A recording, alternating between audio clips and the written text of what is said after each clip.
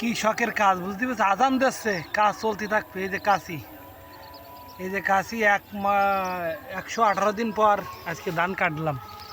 তাও ধান পেকে গেছে কিন্তু গাছ কাঁচা, তারপরেও কেটে দিচ্ছি কারণ দুর্যোগের কথা বলা যায় না।